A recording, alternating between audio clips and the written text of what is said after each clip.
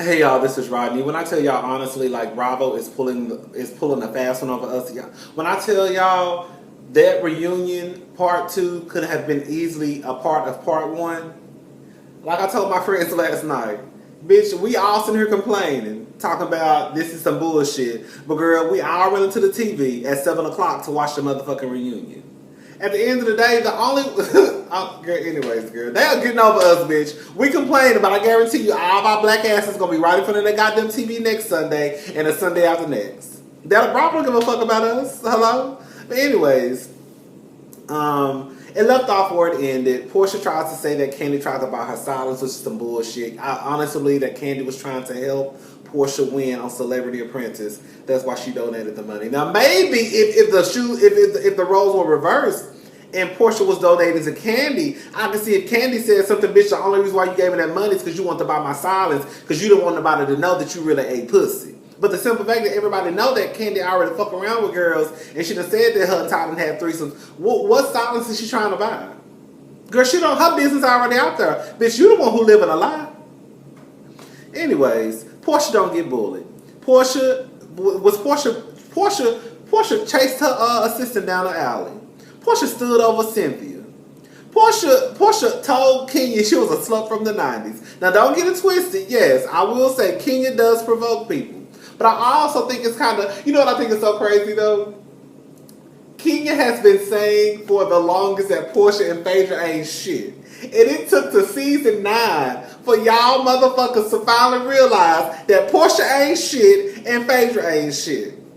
It's starting to finally come to the light for y'all motherfuckers that Portia is trifling and Phaedra is a thief. Hello? Anyway, y'all.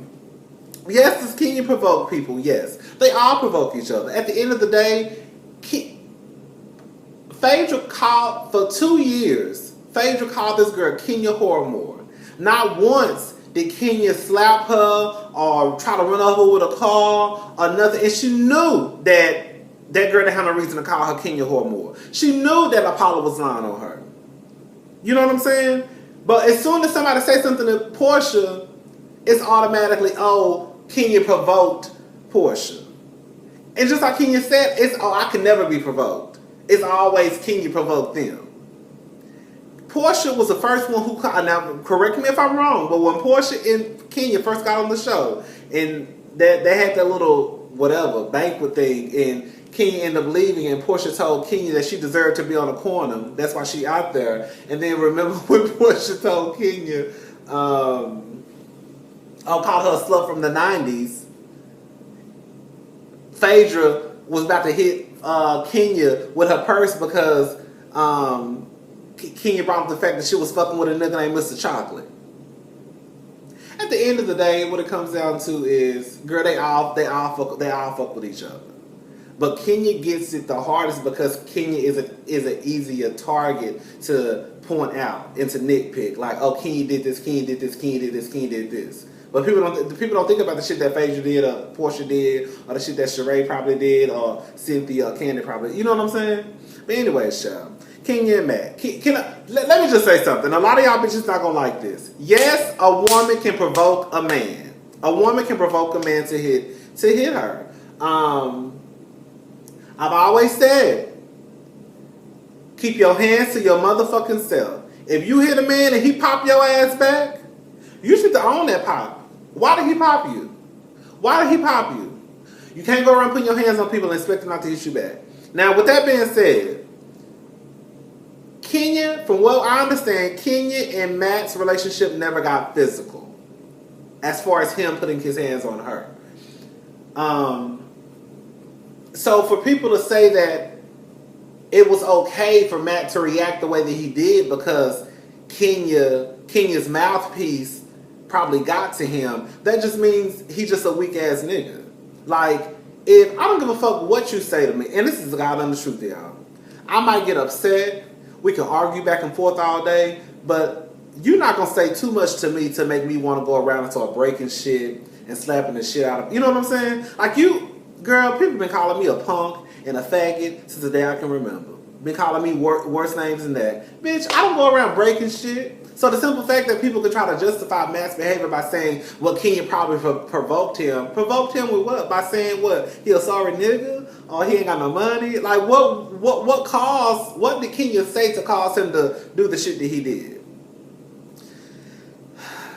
Anyways, and I was trying to explain to my friends last night. It's a big ass motherfucking difference when you are dealing with a man who you care for and you love, and dealing with a bitch like Portia who you probably just don't too much care for. And the reason why I'm saying, okay, because Sheree tried to bring up a point that how can Kenya be afraid of Matt, but I mean, how can Kenya be afraid of Portia, but she's not afraid of Matt? And like I tried to tell my friends last night, most of the time, the majority of the time, a lot of women in situations like that, they don't look at their man as a threat. Especially if the only thing he's doing is punching walls and breaking shit and breaking glasses and knocking down doors, because they look at it as though, even though Kenya is almost 50 years old, she should know better, but the majority of women that are in abusive relationships, bitch, they don't even think it's a problem until they dead. You know what I'm saying? Bitches can end up in a hospital and they still will try and cover up for their man.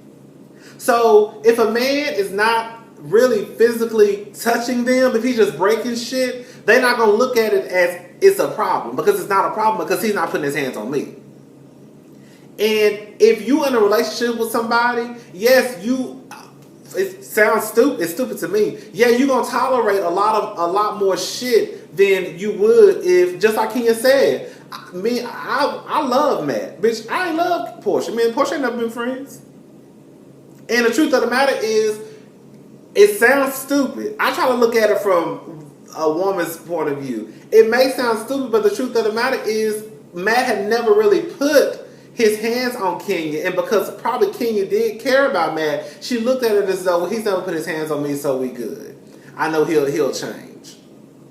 But anyways, you cannot compare Portia and Kenya to Matt and Kenya. It's not the same. It's not the same. Now, you can call that bitch dumb as fuck if you want to, but you really can't compare the two. Anyways, what else, girl? Mama, I will say this much about Mama. The only thing you will not hear me coming to Phaedra's defense a lot. But I will say this much. As much as I don't too much care for Phaedra, for some reason, anytime the cameras show Candy with Carmen and Don Juan and whoever, Mama Joyce and her sisters, they are always shading the fuck out of Phaedra. It does come across like, damn, why are y'all so invested in Phaedra's business like that? I don't know if it's because Candy has probably told them something like, girl, she done told them the real tea, you know what I'm saying, about Phaedra. And they probably just want to take little jabs or what the fuck. But it's just strange to me how they are so invested in Phaedra's life. What else? The Black Lives Matter. Let me just say something. And I'm not gonna make this too deep because I'm really bad. Because I really don't want to make this video. Because it really ain't shit to talk about. But Black Lives Matter. Phaedra always. Let me just say something, baby. I don't give a fuck. You could be the blackest of the black, have an afro this big, and a pick in your motherfucking head. Just because you black don't mean I'm going to come to your motherfucking defense. I don't give a fuck how black you are. And I think what it comes down to with me, and just like Candy was saying, Phaedra tries to take something that's so serious, like Black Lives Matter, and tries to put it in the same category as, a man walking into an office talking about, I got some bomb CDs, and they just put him in a category because he's black and because he dresses the way he dresses as, just a typical thug. What?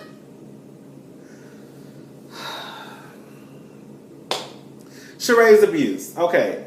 This is what, just like Kenya Nim said, Sheree was trying to say that that Kenya provoked Matt. We all saw it on the motherfucking TV. We all saw it. Kenya's whole response was, and I don't blame Kenya. Bitch, don't sit here and try to say that I provoked Matt when, bitch, you've been in a motherfucking you've been in a domestic violence case your damn self. And it regardless how she knew. And I would have said the same thing. If somebody is coming for you for a situation that they've been in, you have every motherfucking right to call that bitch out and let her know. Bitch, don't try and come for me. Because, bitch, you've been in the same motherfucking situation. So for you to sit up here and try to act like, oh, I provoked, bitch, did you provoke your husband when he choked the shit out of you? Did you provoke your husband when he was about to smash on the motherfucking brakes and have your ass fly out the goddamn window? Did you provoke your husband when he was wishing that you would have gotten to was on an airplane and died? You have to be real careful with that whole provoking stuff, especially when you've walked in the same shoes. Work, baby. Your shoes were worse. Hello. Anyways, child, this video, girl, I'm done making this video, girl. This is some bullshit. The truth of the matter is, girl, we don't know how not to support people. You know what I'm saying? Like, we all sit here and we complain about the reunion being 4 parts and it's some bullshit. But the truth of the matter is, Bravo not gonna change unless we stop watching. We can complain all motherfucking day long. But bitch, if we started watching, they don't give a fuck. They just want to know what the ratings are. So bitch, if the ratings are high for these 4 parts, but you don't think they're gonna have another 4-part reunion next year? But nah, bitch, we want to complain. We don't even know how not to support shit. Hello. Anyway, Shell, let me go. I gotta go to work.